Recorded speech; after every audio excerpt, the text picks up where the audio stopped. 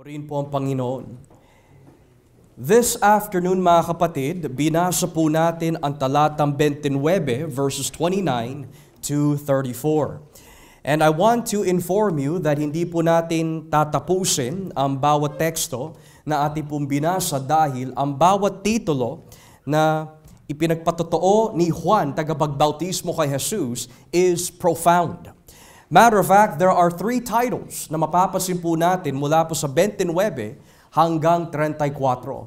3 significant Christological titles that are found in verses 29 to 34. Now, before I get to those titles, mga kapatid, sa ating huling pag-aaral, we have come to learn from verses 19 to 28, ito po yung patotoo ni Juan tagapagbautismo. We have come to learn last week that nung siya po ay tinatanong ng mga Parseyo, nung siya po ay tinatanong ng mga Hudyo, mga pari at Levita, ang madalas ang tinanong po kay Juan tagapagbautismo was, "Are you Elijah?" Sabi niya, "No." "Are you the prophets?" Sabi niya, "No." "Are you the Christ?" Sabi po niya, "No." In other words, sa lahat po ng katanungan ng mga Levita at pari at pati na rin po mga Parseyo, John the Baptist came to identify himself not as Elijah, nor the Christ, nor any of the prophets, kundi siya po yung boses o yung taong sumisigaw sa ilang. He is the voice that is proclaiming, crying out in the wilderness. Kung saan natupad po yung prophecy ni Isaiah in Isaiah chapter 40 verse 3. Which means that God will make a way for the exiles sa pamagitan po ng isang representative, isang boses, isang taong sumisigaw na walang iba kundi si John the Baptist as he is entertaining and presenting the Lord Jesus Christ. Pero bukod pa ho dito, dahil nabanggit ko po sa inyo last week that ang talatang 19 hanggang 28 is the identity of John the Baptist. Pagdating po sa talatang 29 hanggang 34, this is now the identity of Jesus Christ. Matter of fact, may makikita po tayo sa lahat ng mga verses na ating po binasa in the Gospel of John, chapter 1, that there are 3 men that testify. From verses 1 to 18, it is the testimony of John the Beloved. Sino ba itong salita? Sino ba itong salitang nagkatawang tao? Sino ba itong tunay na ilaw? Yan ang patotoo ni John the Beloved.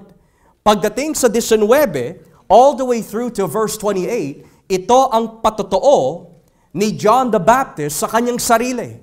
I am not Elijah. I am not one of the prophets that you think. Neither am I the Christ. But I am the voice of one shouting, crying in the wilderness. Pero pagdating po natin dito, in the next few Sundays, Lord willing, from verses 29 to 34, ito ang patotoo naman ni John the Baptist kay Jesus. So lagi ho natin tatandaan from verses 1 to 18, patotoo ni John the Beloved patungkol kay Kristo. Verses 19 to 28, patotoo po ni John the Baptist sa kanyang sarili. And verses 29 to 34, ang patotoo ni John the Baptist patungkol kay Kristo. Now, yung patotoo ni Juan tagapagbautismo sa seksyon na ating binasa ay lagi nagsisimula sa mga salitang nakita ko. Nakita ko. Halimbawa, in verse 29, sabi po in verse 29, narito na, or behold, look, ang tupa ng Diyos na ihahandog upang mag-alis ng kasalanan ng mga tao sa mundo. Then the second na nakita is in verse 32. Pagkatapos nagpatotoo si Juan, nakita ko ang banal na Espiritu na bumababa mula sa langit tulad ng isang kalapati at nananatili sa kanya. And lastly, verse 34. Nakita ko ito at nagpapatotoo ako na siya ang anak ng Diyos. Dito ho natin nakikita that the word nakita ko, I have seen, beheld, behold, look, or see, ay tumutukoy po sa 3 titulo ni Jesus Christ. The 3 Christological titles of Christ. Number one, Jesus is the Lamb of God. What does that mean? Yan ang ating pag-aaralan itong hapon. Pangalawa, He is the baptizer of the Holy Spirit. Anong ibig sabihin po nun? Kung lolobin po ng Diyos, tatalakayin po natin yan next Sunday. And the following Sunday after that, number 3, He is the Son of God. Anong ibig sabihin ng kordero ng Diyos o tupa ng Diyos? Anong ibig sabihin po mga kapatid na si Kristo ang baptizer o nagbabautismo sa banal na Espiritu or ng banal na Espiritu? And lastly, anong ibig sabihin na Jesus is the Son of God, ang anak ng Diyos? Yan po ang ating pag-aaralan, Lord willing, sa mga susunod na linggo. Pero itoon po natin ang pansin sa unang titulo na binanggit po dito in verse 29. In English, the next day, John saw Jesus coming toward him and said, "Look, the Lamb of God, who takes away the sin of the world." Narito na ang tupa ng Diyos na inihahandog upang mag-alis ng kasalanan ng mga tao sa mundo. Madalas mga kapatid, when we read or quote verse 29, sometimes nagdadagdag po tayo ng isa pang letra. We usually say, "Behold the Lamb of God who takes away the sins of the world." So nagdadagdag po tayo ng S sa salitang sin. So na ngayon, nagiging plural na ho siya. Pero, kitang-kita po natin sa salin po na ating binabasa sa wikang English, hindi sins or in the plural. Hindi mga kasalanan, kundi ang kasalanan ng mundo. And the reason why it is in the singular, we are going to learn about it mamaya, pero the reason why it is in the singular dahil ang pantubos ni Kristo para sa ating mga kasalanan is not multiple, but a one-time payment. Kung sa Roman Catholic Mass, tuwing tayo po ay dumadako sa tinatawag na banal na hapunan o misa, di ba every time that we go to Mass, kumakain po tayo ng tinapay, and then ang sinasabi po ng pare, he says something in Latin, absolvo, which means your sins are forgiven. Your sins disappear.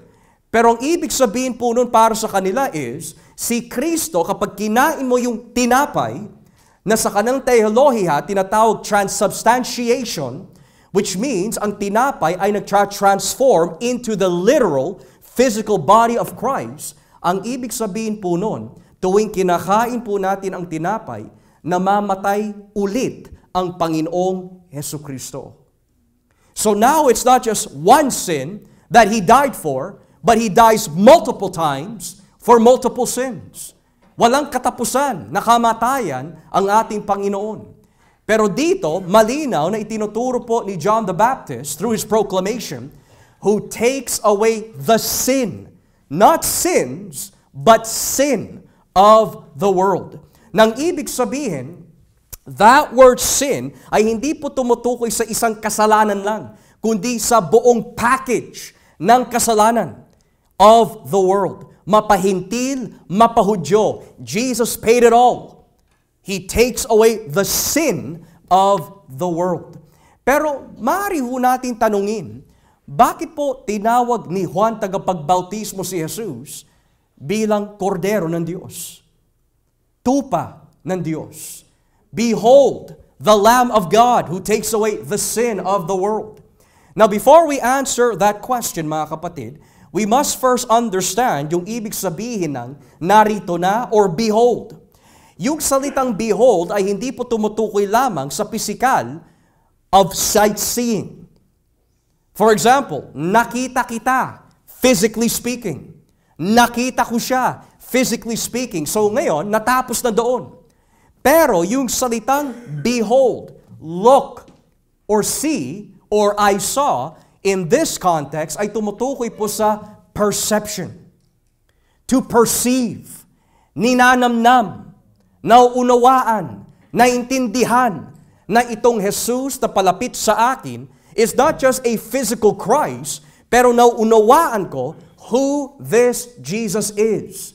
It speaks of perception. Behold, to perceive. the Lamb of God that takes away the sin of the world. Ngayon, in the Old Testament, it is very, very important that upang maunawaan po natin ang pahayag po ni John the Baptist. Minsan may mga nagtatanong, Pastor, I love the New Testament. Medyo tinatamad ako basahin ang Old Testament. Napakarami mga ceremonial laws, napakarami mga pangalan, I don't understand. Is it even necessary na basahin po natin ang lumang tipan? And the answer is, mga kapatid, kapag walang lumang tipan, hindi natin maintindihan ang bagong tipan. Kapag walang lumang tipan, wala rin bagong tipan. Matter of fact, ang lahat ng propesiya patungkol po kay Jesucristo ay matatagpuan sa lumang tipan. Pero dito, nabanggit po ni Juan, si Jesus is the Lamb of God. The word Lamb na binanggit po dito ay tumutukoy po sa isang hayop that was used for the sacrificial system na makikita sa lumang tipan. Ulitin ko po, the lamb na binabanggit po ni John the Baptist po dito is to be understood as the sacrificial animal na ginagamit in the Old Testament upang mantubos ng kasalanan, to be offered as a burnt offering or a sin offering. Madalas, sinasabi po ng ilan, the very first time na makikita po natin na ang tupa o anumang klaseng hayop ay inalay sa lumang tipan is in the book of Exodus. Now, to one extent, Exodus and all the way through hanggang Deuteronomy ay nagbibigay ng mga ilang very detailed na impormasyon patungkol po kung ano klaseng hayop, ano yung estado ng hayop, ilang taon na yung hayop, at kung paano ho siya papatayin at susunugin. Pero yung pinakaunang statement patungkol po to animal sacrifice is not in Exodus. It is in Genesis chapter 3. Kung ating po babasahin ang Genesis chapter 3, makikita po natin that this is the first instance of animal sacrifice. Genesis chapter 3, at simulan po natin dito sa talatang 20, verse 20. Genesis chapter 3, beginning at verse 20. Now, ang konteksto po na ito ay patungkol po sa pagkakasala ni Adan at ni Eva. Pagkatapos po sila palayasin from the Garden of Eden, ito po ang nangyari. Verse 20. Pinangalanan ni Adan ang asawa niya na si Eva, dahil siya ang magiging ina ng lahat ng tao. Verse 21. Pagkatapos, gumawa ang Panginoon Diyos ng damit mula sa balat ng hayop para kay Adan at sa asawa nito. In English, the Lord made garments of skin for Adam and his wife and clothed them. Now, bago po dumating ang kasalanan sa mundo, nakahubad ang ating mga magulang. Walang mali siya. Hindi sila nahihiya dahil hindi pa nakakapasok ang kasalanan sa kanilang buhay. At sila po ay lumalakad maaari in the Garden of Eden na nakahubad. They would see each other, they would see each other's genitals, they would see each other's nakedness, at wala silang iniisip na mali siya. Pero nung sila po ay nagkasala, ang sabi po ng Biblia, biglang nagtago ang mga ito. Ang nilalarawan po na pagtago po nila is the shame of their sin before a holy God. They were naked before a holy God. That nakedness, mga kapatid, stretches all through the Old Testament, lalo na po sa panahon ni Jeremiah. Nung sinabi po ni Jeremiah chapter 2, kahit magsabon kayo na magsabon, hindi matatanggal ang karumihan ninyo sa aking harapan. Nang ibig sabihin, kahit anong idamit po natin sa ating mga sarili, kung ano po ang i-cover ho natin sa ating mga sarili, unless it is the sacrifice of God, mananatili po tayong hubad in our sins sa harapan ng Diyos. Now some would say, Pastor, parang wala namang binabanggit na hayop dito eh.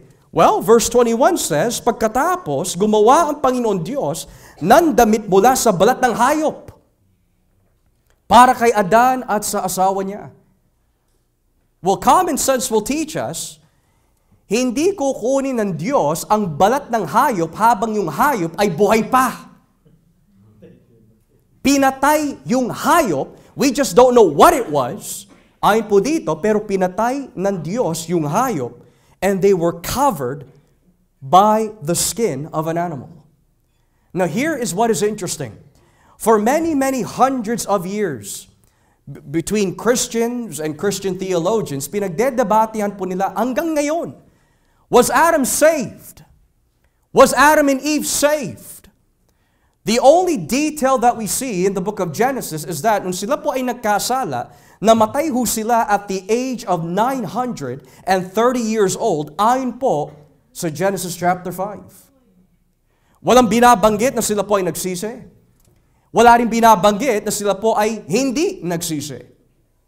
There are those who would suggest si Adam did not get saved because walang binabanggit na siya po ay hindi nagsisi. At wala rin binabanggit sa Hebrews chapter 11 kung saan nagmula kay Abel rather than Adam pababa. So bakit hindi nabanggit ang kanyang pangalan? So ayon po sa isang grupong ito, hindi siya ligtas. Habang mayroon naman nagtuturo in the second group, ligtas si Adan at si Eva. How? What makes you say that? Walang binabanggit na sila'y nagsisi. Pero sabi ng Biblia, dinamitan sila ng Diyos sa pamagitan ng balat ng hayop. Well, that can only mean one thing sa kanila.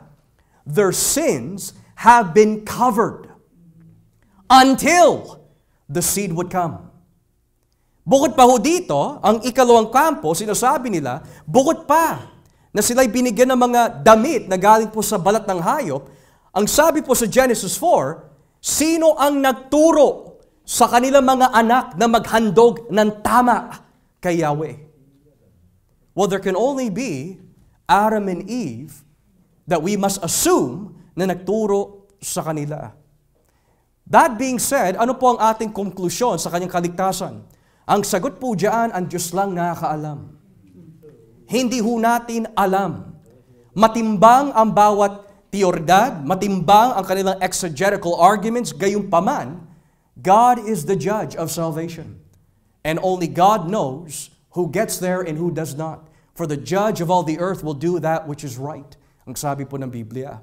Bukod pa ho dito, pagkatapos po, yung animal sacrifice in Genesis 3, pagpasok po natin in Genesis 4, kung ating po babasahin, Genesis 4 beginning at verse 2. Genesis 4 verse 2.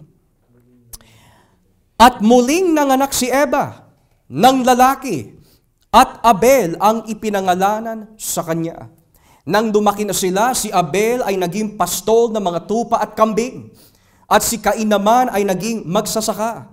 Verse 3. Isang araw naghandog si Cain sa Panginoon ng galing sa ani niya. Verse 4. Si Abel naman ay kumuha ng isang panganay sa mga inaalagaan niyang hayop. Kinatay ito at inihandog sa Diyos ang pinakamagandang bahagi. Natuwa ang Panginoon kay Abel at sa handog nito. Now let's pause here for a moment. Pastor, walang binabanggit na tupa dito. True, walang binabanggit, pero before we make that statement, ano po ba ang gampanin ni Abel at si Cain? Si Abel, sabi ng Biblia, ay isang pastol ng kanyang kawan. E sino po ba ang inaalagaan ng mga pastol? Mga tupa. So ngayon, if this is correct, bagamat hindi binanggit kung anong klaseng hayop ang ginamit po ni Yahweh upang damitan sila Adan at si Eva, it makes you wonder, bakit pinili ni Abel at sino ang nagturo kay Abel na maghandog ng tupa? It may have been from Adam. Dahil maaari, yung balat ng hayop na ginamit para kay Adan at Eva could possibly be, without certainty, but possibly, perhaps, the sheep or the skin of a lamb. So a lamb had to be sacrificed. So ngayon, if that is true, kung kay Adan, tupa ang ginamit. Kung kay Abel, tupa ang ginamit. What about Abraham? Basahin po natin in Genesis 22. Genesis chapter 22. At basahin po natin dito sa talatang 7. Genesis 22, beginning at verse 7. Sabi po ng Biblia, habang lumalakad sila, sinabi ni Isaac, Ama, Sumagot si Abraham, bakit anak? Nagtanong si Isaac, may dala po tayong sulo at paggatong, pero nasaan po ang tupa na ihahandog? Verse 8, sumagot si Abraham, anak, ang Diyos mismo ang magbibigay sa atin ng tupang ihahandog. At nagpatuloy sila sa paglalakad. Now, for those who have read Genesis 22, there are two important things that you will notice. Nung ihahandog po ni Abraham si Isaac, hindi binanggit na kasama si Sarah. Dahil kapag nalaman ng isang ina, lalo na yung pa ang kanyang buktong na anak, maaari maging hadlang pa siya kay Abraham.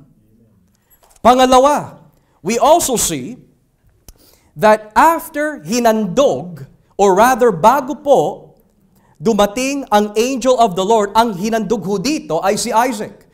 Pero nung malapit na po patayin ni Abraham si Isaac, sabi ng Biblia, wag! A supernatural encounter came. Wag! Do not harm the child, for I know that you obey me. Pero hindi natapos dun eh.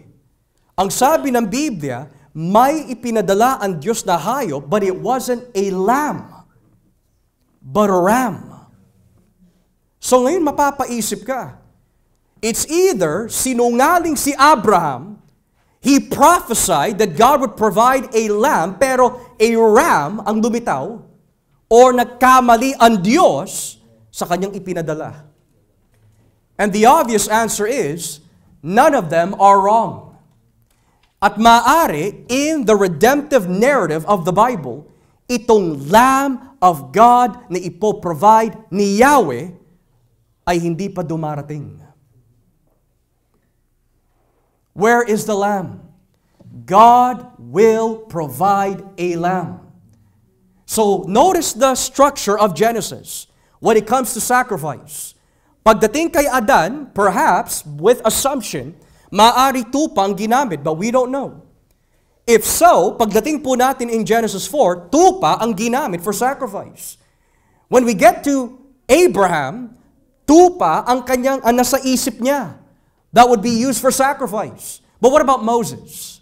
Pagdating po natin in Exodus chapter 12, basahin po natin, look at the concept in Genesis chapter 12, verse 1. Genesis chapter 12, verse 1. Tignan niyo po. Sinabi ng Panginoon kina Moises at Aaron doon sa Egypto, mula ngayon ang buwan na ito ay magiging unang buwan, chapter 12, verses 1, Exodus 12, verse 1, magiging unang buwan ng taon para sa inyo. Verse 3, ipaalam ninyo sa buong kapulungan ng Israel na sa ikasampung araw ng buwan na ito, maghahanda ang bawat pamilya ng isang tupa o kambing. Kung maliit lang ang isang pamilya at hindi makakaubos ng isang tupa, maghati sila ng kapitbahay niya. Hatiin nila ito ayon sa dami nila at ayon sa makakain ng bawat tao. Verse 5, kailangang piliin ninyo ang lalaking kambing o tupa na 1 taon pa lang at walang kapintasan. So ngayon, may dagdag na. In Genesis 4, walang binabanggit, kailangan walang kapintasan. Ang sabi lang po doon, inoffer ni Abel the best of his lambs. But when you get to Exodus, bakit kailangan may mga ibang detalye pa? 1 year old, speaking of fresh, wala pang defect. Pangalawa, walang kapintasan, walang sickness, walang frailty, walang disease, no virus. It must be a spotless, without blemish na tupa. Or in English, sabi po dito, the animals you choose must be a year-old male without defect, and you may take them from the sheep or the goats. Now, Exodus 12 is the Passover chapter. Dito ninyo mababasa ang Passover. And the Passover ay tumutukoy po mga kapatid that a lamb without defect must be sacrificed at yung mga dugo ng tupa na yan na walang sakit, ipapahid sa mga pintuan ng mga tao magtitiwala kay Yahweh. Ang mga pintuan na walang dugo, sabi ng Biblia, dadaanan sila ng kamatayan at ang kanilang mga panganay ay mamamatay. Now, when you get to Leviticus, the Holy Code, Leviticus chapter 22, may mapapansin po tayo. Leviticus chapter 22. And let's begin here, mga kapatid, in verse 17. Leviticus chapter 22, verse 17. Inutusan ng Panginoon si Moises na sabihin ito kay Aaron at sa mga anak niyang lalaki, sa lahat ng mga Israelita pati na sa mga dayuhang naninirahang kasama nila, kung ang iaalay ay handog na sinusunog bilang handog para tuparin ang isang panata o handog na kusang loob, ang kailangan ay lalaking baka o tupa o kambing na walang kapintasan para tanggapin ko. Huwag kayong maghahandog na may kapansanan dahil hindi ko iyong tatanggapin. Or in English, do not bring anything with a defect because it will not be accepted on your behalf. When anyone brings from the herd of a flock a fellowship offering to the Lord to fulfill a special vow, or as a free will offering, it must be without defect or blemish to be acceptable. Now we might ask, what does that mean? Sa lumang tipan, napakarami mga handog na binibigay po ng mga Israelita. May tinatawag na burnt offering. May tinatawag na peace or goodwill offering. And then may tinatawag po na grain offering. And then may tinatawag po na sin offering. Ang bawat offering po nito ay may nilalarawan po patungkol sa kanilang pagsamba at pagpupuri sa Diyos.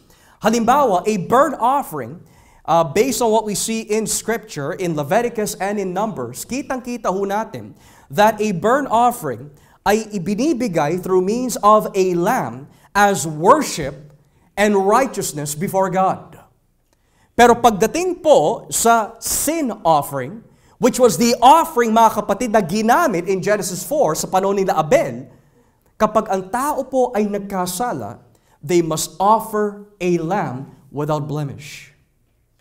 Kaya sa mga Hudyo, may tinatawag po sila na araw na kung tawaging Yom Kippurim or Yom Kippur. Kapag sinabi Yom Kippur, ang salitang Yom sa wikang Hebreo means day. Day, Yom. Kapag sinabi Kippur, atonement, pagbabayad sala, Day of Atonement. Pero, hindi Day of Atonement lang ang mapapansin po natin sa lumang tipan. Dahil madalas po sila naghahandog ng multiple times. Each year, you must offer bago pumasok sa templo. You must offer for a peace offering. You must offer for a burnt offering. You must offer for this. You must offer for that. So, ang tawag po dito, Yom Kippurim. Kapag sinabi Kippurim, atonements. Multiple atonements. Maraming inihahandog. That being said, makikita ho natin that whether it be Leviticus or whether it be Exodus, ang hinihingi po na tupa for atonement is something fresh, walang kapintasan, walang sakit, walang defect. And it is interesting that dahil po kailangan walang defect ang mga kambing, this cannot be done consistently. It is not until we get to the book of Isaiah where it becomes even more clear that yung tupa na binabanggit po ng Diyos is not an animal, but it is a person. Basahin po natin dito sa Isaiah 53, beginning at verse 7. Isaiah 53, beginning at verse 7. Matter of fact, simulan po natin in verse 6 para mas buo. Verse 6 and following. Isaiah 53 verses 6 and following. Sabi po ng Biblia, tayong lahat ay para mga tupang naligaw. Bawat isa sa atin ay gumawa ng nais nating gawin. Pero siya ang pinarusahan ng Panginoon ng parusang dapat sana ay para sa ating lahat. Verse 7, inapi siya at sinaktan, pero hindi man lang dumaing, para siyang tupang dadalhin sa katayan para patayin, o tupang gugupitan na hindi man lang umiimik. In English, he was oppressed and afflicted. Yet he did not open his mouth. He was led like a lamb to the slaughter. And as a sheep before its shears is silent, so he did not open his mouth. Now, mga kapatid, Isaiah is mentioning that this is an individual. Yung binabanggit po kanina ni Abraham, God will provide a lamb, maaring hindi niya alam that his prophetical statement ay tumutukoy hindi sa hayop, kundi sa isang darating na magiging handog, pero hindi siya hayop, kundi persona. Pero ito po ang aking na-observe in Isaiah. Nabasa natin kanina, sinabi po ni John the Baptist as a testimony about himself, ako yung taong sumisigaw sa ilang. Well, where is that in Isaiah? Basahin nga po natin saglit ang Isaiah chapter 40. There's something I want to show you here. Isaiah chapter 40, beginning at verse 3. Isaiah 40, verse 3. Tignan niyo po. Let's begin in verse 1 and then verse 3 para buo. Sinabi ng Diyos, palakasin at pagaanin ninyo ang loob ng aking mga mamamayan. Magsalita kayo ng mahinaon sa mga taga-Jerusalem. Sabihin ninyo sa kanila na tapos na ang paghihirap nila at pinatawad na ang kanilang mga kasalanan, sapagkat pinarusahan ko sila ng husto sa lahat ng kasalanan nila. May tagapagbalitang sumisigaw na nangangaral sa mga tao, ihanda ninyo ang daan sa ilang para sa Panginoon. Gawin ninyong matuwid ang daan na dadaanan ng ating Diyos. Mga kapatid, sino ho ito yung binabanggit in verse 3? John the Baptist. Now notice this, you do not want to miss this. John the Baptist is mentioned in Isaiah chapter 40. Pero it is not until Isaiah chapter 53, binabanggit po ng Diyos yung persona na ibibigay niya ang kanyang sarili. Well, why is that significant? Here's Isaiah 40. So, syempre, numerically, ang susunod po dyan is Isaiah 53. Well, ano po ba sinabi ni John in John chapter 1? Sabi niya, the one who will come after me, whose feet and sandals I am not worthy to unloose, he is greater than I. Prophetically, yung sumisigaw sa ilang, he is speaking into the one that is going to come after him. Isaiah 53. Natupad po yun in John chapter 1. He's representing the Messiah. At nung makita niya na yung tupa, which the Bible speaks of in Isaiah 53, after Isaiah chapter 40, natupad na sa ministeryo ni John the Baptist. Pero bukod pa ho dito, mga kapatid, when we get into the New Testament, when we look at 1 Peter and the book of Revelation, si Kristo po ay tinatawag tupa ng Diyos. Halimbawa, kung mapapansin po natin in 1 Peter chapter 1, tignan po natin kung meron po mga kahawig na salita na nabasa po natin kanina sa Lumang Tipan. 1 Peter chapter 1 beginning at verse 18. 1 Peter chapter 1 verse 18. Tignan niyo po ang nakalagay. Alam naman ninyo kung ano ang ipinagtubos sa inyo mula sa walang kabuluhang pamumuhay na minana nyo sa mga ninuno ninyo. Ang ipinagtubos sa inyo ay hindi ang mga bagay na nawawala katulad ng ginto o pilak, kundi ang mahalagang dugo ni Kristo, katulad siya ng isang tupa na walang dungis o kapintasan na inihahandog sa Diyos. Ano po yung dalawang salita in verse 19 na nabasa natin kanina sa Lumang Tipan? Kapag maghahandog ang isang tao ng tupa bilang pantubos, what is the nature of that lamb? Walang kapintasan, walang dungis. Sabi ni Pedro, tayo po ay pinagtubos ng dugo ni Kristo, isang tupang walang dungis, walang kapintasan. Pero hindi lang po yan ang pananaw ni Pedro. Pagdating po natin in Revelation chapter 5, nung inakyat si Juan sa langit, ito ang kanyang nakita that was bizarre. Sabi po niya dito in Revelation chapter 5, beginning at verse 5. Revelation chapter 5, beginning at verse 5. Sabi po ng Biblia, "Sinabi sa akin ng isa sa mga namumuno, huwag kang umiyak daw si Jesus, na tinaguri ang leon mula sa lahi ni Juda. Ang anak ni David ay nagtatagumpay at karapat-dapat siyang magtanggal ng 7 selyo upang magbuksan ang kasulatan." Verse 6, "Pagkatapos nakita ko ang isang tupa na mukhang pinatay, pero nakatayo na sa pagitan ng mga namumuno at ng tronong napapalagiran ng 4 na buhay na nilalang. Mayroon itong 7 sungay at 7 mata na siyang 7 espiritu ng Diyos na isinugo sa lahat ng lugar sa mundo. Dumapit ang tupa sa trono at kinuha niya ang kasulatan sa kanang kamay na nakaupo roon. Nang kunin niya iyon, dumuhod sa harap ng tupa ang 4 na buhay na nilalang at ang 24 na namumuno at sumamba sa kanya. Ang bawat isa sa kanila ay may hawak ng gintong sisidlan na puno ng insenso na siyang panalangin ng mga pinabanal. May alpa rin silang tinutugtog at umaawit sila ng bagong awit na ito. Kayo po ang karapat-dapat na kumuha ng kasulatan at magtanggal ng mga selyo nito, dahil kayo ay pinatay. At sa pamagitan ng iyong dugo ay tinubos nyo ang mga tao para sa Diyos. Ang mga taong ito ay mula sa bawat angkan, wika, lahi at bansa. Ginawa nyo silang mga hari at mga pare upang maglingkod sa ating Diyos at maghahari sila sa mundo." Ibaba po natin ang basa, verse 12. "Umaawit sila na malakas. Ang tupang pinatay ay karapat-dapat tumanggap ng kapangyarihan, kayamanan, karunungan, kalakasan, karangalan, kalwalhatian, at kapurihan." Verse 13, "At narinig ko ang lahat ng nilalang sa langit, sa lupa, sa ilalim ng lupa, at sa dagat na umaawit.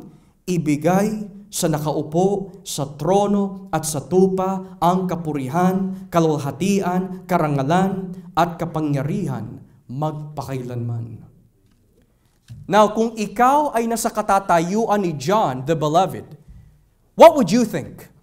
Inakyat ka sa langit, ipinakita sa inyo ng Diyos through His angel, isang pangitain, isang tupa na pinatay, pero nakatayo. Now, I want you to reconcile that in your imagination. Patay, pero buhay.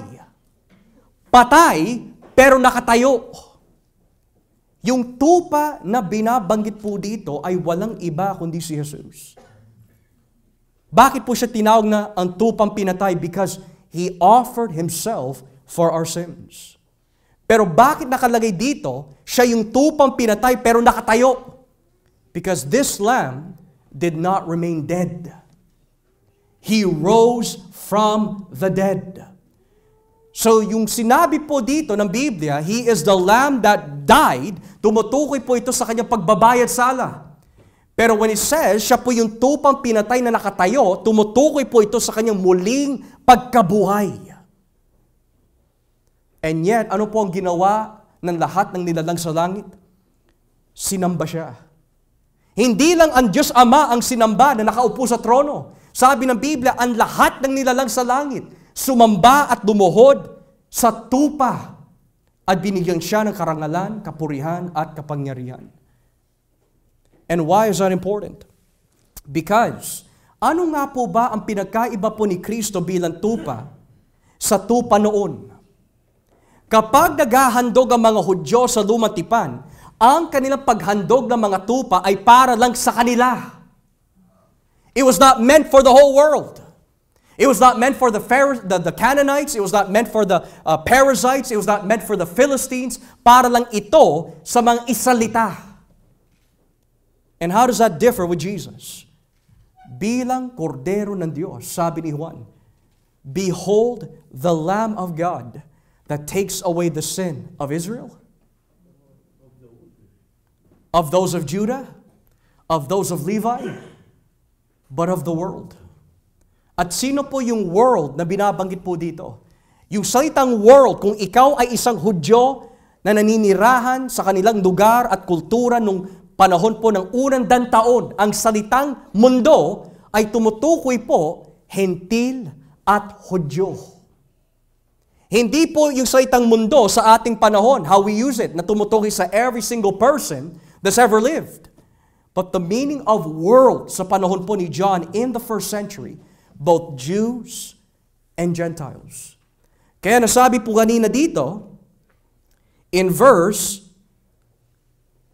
13, or verse 10, kayo po ay karapat-dapat, o verse 9, kayo ang karapat-dapat na kumuha ng kasulatan at magtanggal ng mga selyo nito. Dahil kayo ay pinatay at sa pamagitan ng inyong dugo ay tinubos nyo ang mga tao para sa Diyos.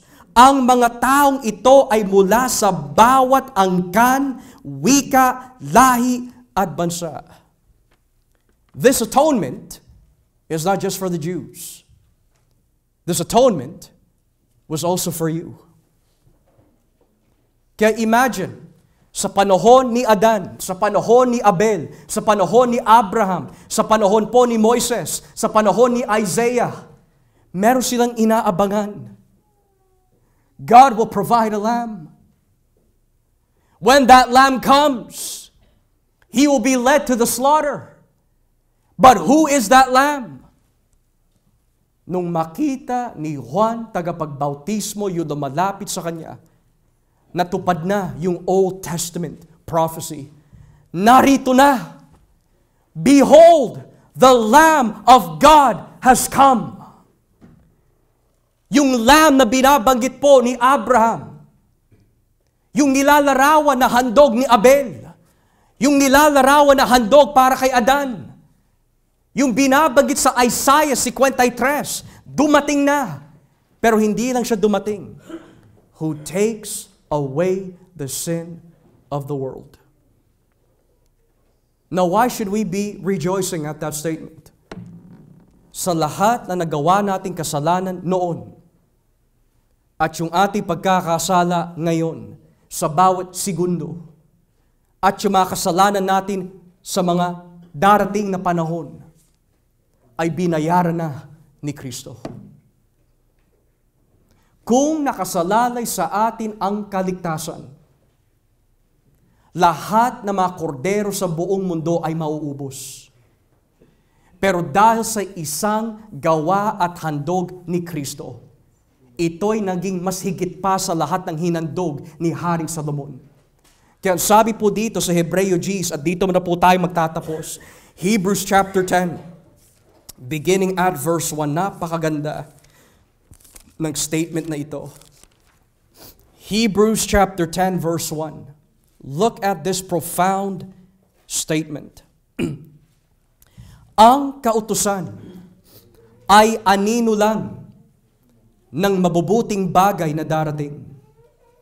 Kailanman ay hindi ito nakakapagbanal sa mga taong dumalapit sa Diyos sa pamagitan ng mga handog na iniaalay nila taon-taon. Verse 2. Dahil kung napatawad na sila sa pamagitan ng mga handog, hindi na sana sila uusigin ng kanilang budhi. At hindi na nila kailangan maghandog pa. Verse 3. Ngunit ang paghahandog na ginagawa nila taon-taon, which is the Day of Atonement, sabi po dito, ay siya pang nagpapaalala sa mga kasalanan nila. Dahil hindi makapag-alis ng kasalanan ang dugo ng mga toro at kambing na inihahandog nila. Kaya nga nung dumating si Jesus dito sa mundo, sinabi niya sa kanyang ama, hindi mo nagustuhan ang mga handog at kaloob ng mga tao. Kaya binigyan mo ako ng katawan na ihahandog ko. Hindi ka nasiyahan sa mga handog na sinusunog at mga handog sa paglilinis. Kaya sinabi ko sa iyo, narito ako para tuparin ang kalooban mo. O Diyos, ayon sa nasusulat sa kasulatan tungkol sa akin. Una, sinabi ni Kristo na hindi nagustuhan ng Diyos ang mga handog at kaloob. At hindi siya nasiyahan sa mga handog na sinusunog at mga handog sa paglilinis kahit sa kanyang ama. Nandito ako para sundin ang kalooban mo. Kaya inalis ng Diyos ang dating paraan ng paghahandog upang palitan ang paghahandog ni Kristo. At dahil sinunod ni Jesucristo ang kalooban ng Diyos, nilinis niya tayo sa mga kasalanan natin. sa pamagitan ng minsang paghahandog ng sarili niya. And by that will, we have been made holy through the sacrifice of the body of Jesus Christ once for all. Ano po yung ginagawa ng mga Hudyo? Multiple atonements. Kaya ang Ark of Covenant, punong-puno ng dugo. Kaya bago pumasok ang mga pari, punong-puno ng dugo ang kanilang mga kamay. That's why there was a laver outside before the entrance of the temple. Because multiple atonements had to be done. Imagine this. Nakapatay ka ng tao by accident. O nakapagnakaw ka. Kung hindi pa naparito si Jesus, you would constantly have to offer an atonement every single year. And after you atone for it, yung budhi mo, uusigin ka. Natatandaan mo ba yung ginawa mo? Natatandaan mo ba yung ginawa mo? Natatandaan mo ba yung ginawa mo? Pero yung ginawa ni Kristo, once and for all, ang sabi ng Biblia, here is the new covenant. I will remember their sins no more. Bakit po? Because the one sacrifice of Christ was enough. As Christians, if you ever come to a point of asking the question, does Jesus Christ love me? Does God love me? Whenever you're discouraged and you ask the question, does God care about me? Does God love me? Look at Christ. He hung on the cross for 6 hours. He bled, was beaten, was mocked for your sin. Pero hindi lang ho yun. Before we forget to mention, sa lumang tipan, kapag hinandog ang isang tupa, by the end of the day, by noontime to 3 in the afternoon, kailangan alisin na ang tupa. That's in the Old Testament. It is profound and interesting. Christ was crucified on the cross from 9 in the morning, and He was removed from that cross at 3 p.m. Because He is the Passover Lamb. Behold the Lamb of God that takes away the sin of the world. Are your sins taken away, mga kapatid? To our visitors who are here, are your sin and sins taken away? Here is the good news. The Lamb has come. Kung lalapit ka sa kordero ng Diyos, mapapatawad ang kasalanan mo noon, kasalanan mo ngayon, at ang kasalanan mo in the future to come. Sa pamagitan ng pagsisisi, because Jesus is not just the Lamb, He's also your high priest in heaven. This afternoon, mga kapatid, because John beheld the Lamb of God and he perceived who He was. Do you perceive kung sino itong Jesus na pinaglilingkuran mo? Where sin abounded, grace did much more abound. Behold the Lamb of God that takes away the sin of the world. As we pray.